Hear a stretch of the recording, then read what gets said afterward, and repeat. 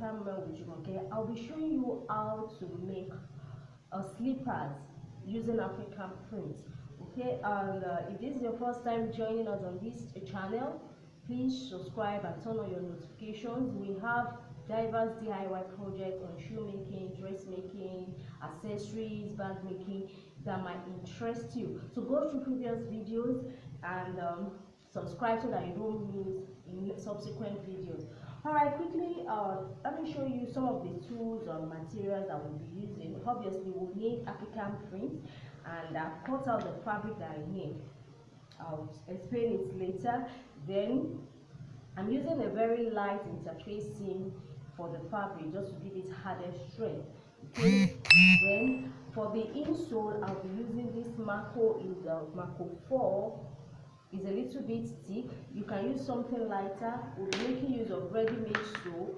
This sole, actually I removed it from an old shoe, so you can actually make use of an old shoe that the sole is still good but the top is bad. Okay. And then I'll be using this velvet material for the inside.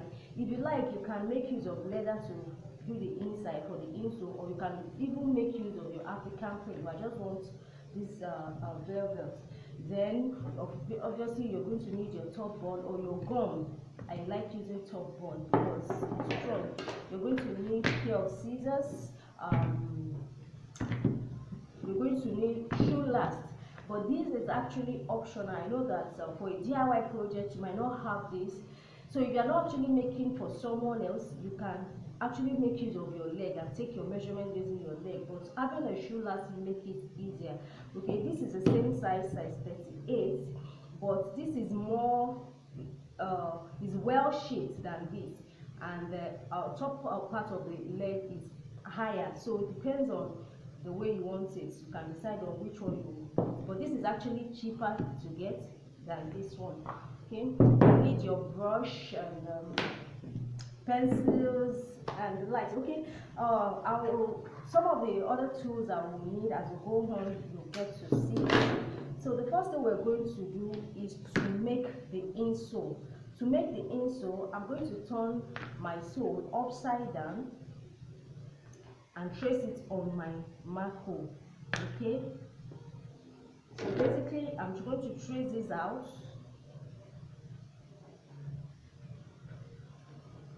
Okay, I'm not sure if you can see it. Then we're going to cut it out.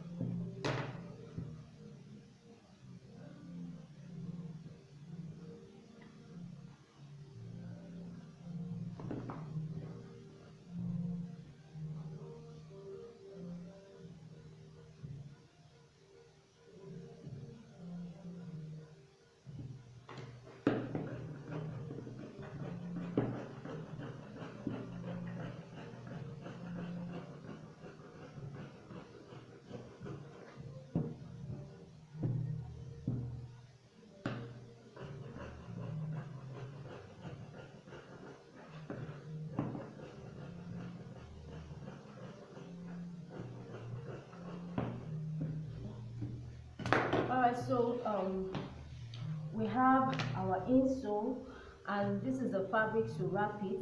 You'll notice as I was cutting, I left small space like half an inch to 3/4 of an inch around the edges. So I'm going to notch it all around, apply my gum here, and then I'm going to fold it around the insole. So that's it for the insole. Now let's talk about the top of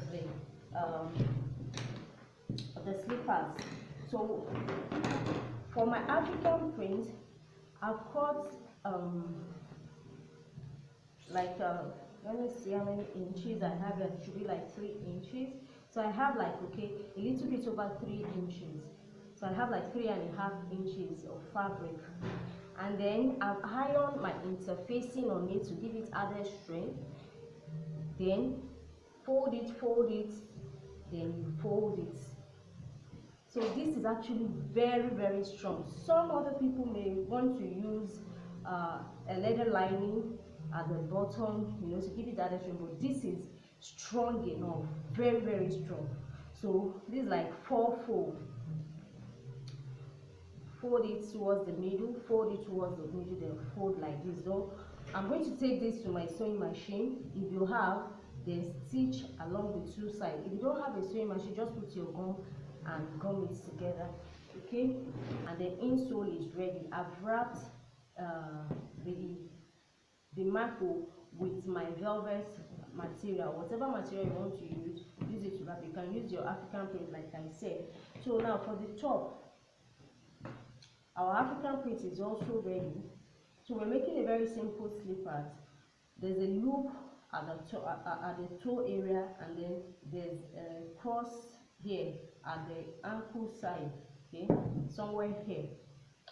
So for the loop, we're going to use this is like 5 inches, okay, 5 inches of fabric, and then the width after folding it is a little bit over half an inch. This is like 5/8 of an inch.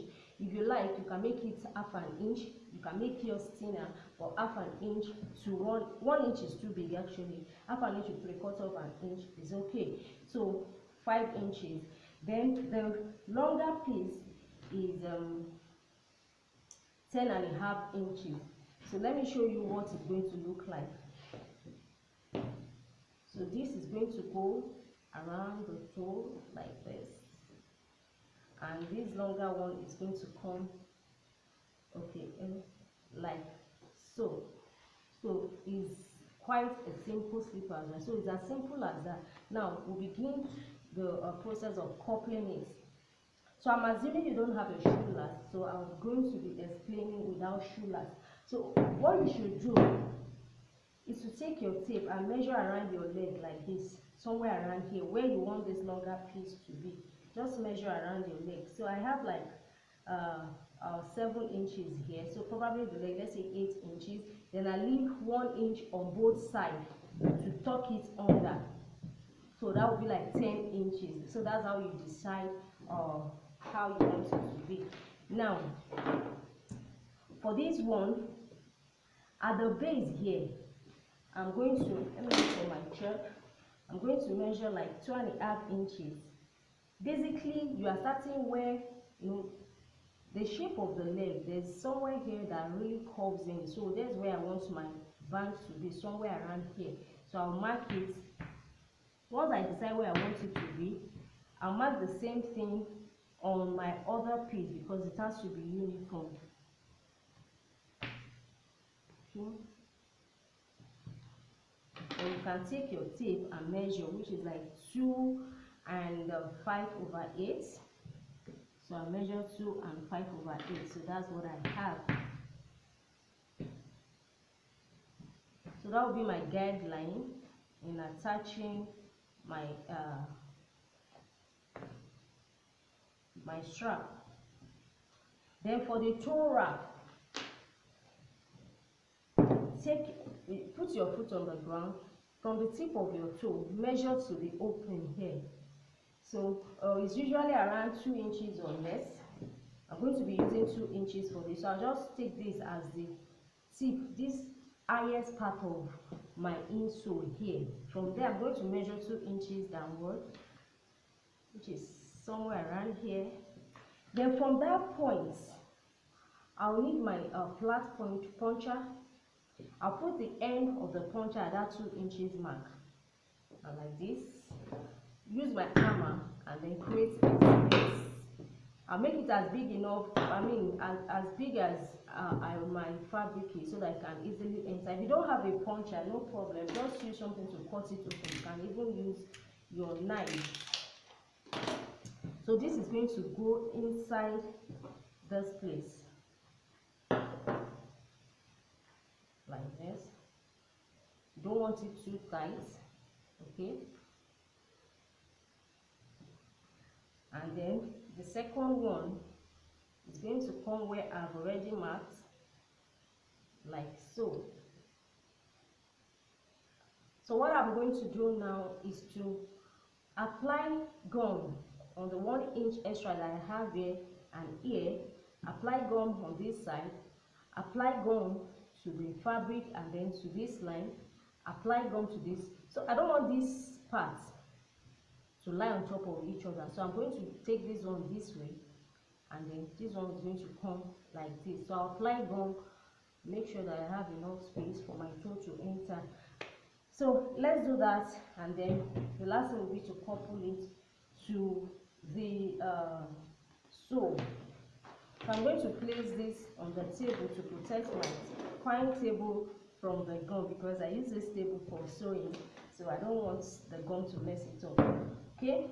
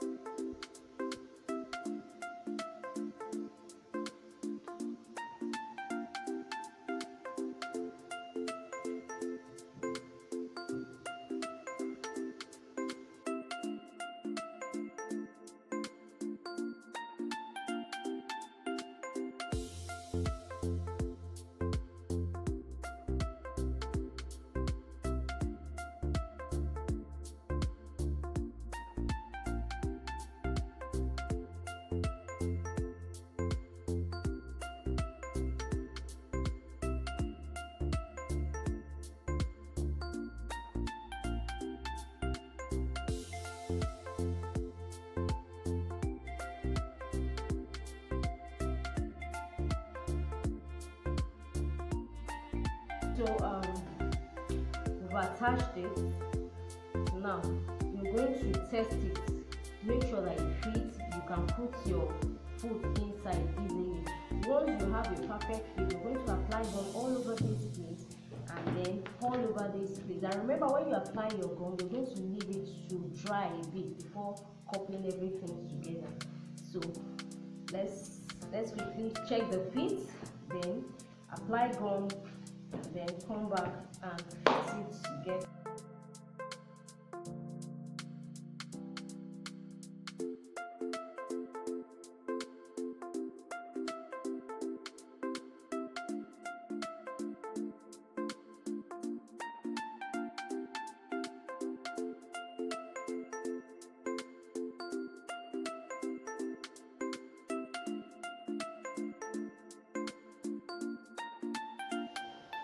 Alright, so once the gum is dry, we just couple the slippers together. It's as easy as that, and our slippers is ready. So this tutorial is something you can easily practice because it doesn't require too much tool or even material. You can make use of your old sole and leftover fabric to make this. So the main thing you'll be spending money on is the gum, and you won't even be using too much gum at that. practice, and remember to share with us your practice work on our Facebook group, the Inspired Design School of Fashion. If you have any questions, please drop it in the notification box. And if you are interested in a more detailed class on different kinds of shoe and bag making, DIY easy to make shoe and bag making, you can join our online class. I'm going to drop the link to the details of the class in the description box. Check it out, and it might interest you. Also, if you've never subscribed to this channel, maybe this is your first time, or maybe you've been here before but you haven't subscribed, please show your support by subscribing to this channel, and turn on your notification, because I'll definitely be uploading more interesting videos and you don't want to miss that. Follow us on Facebook and on Instagram. The page is the Inspired Design Clothing on Instagram and Facebook, but we have a Facebook group so that you can interact with other designers, people in the creative industry. It's called the Inspired Design School of Fashion. You can ask your questions there, or you can drop it there. If you enjoyed this video, please give us a thumbs up, share the video, and that's it. See you next time, and until we meet next time, make sure you remain inspired and you are practicing. Bye.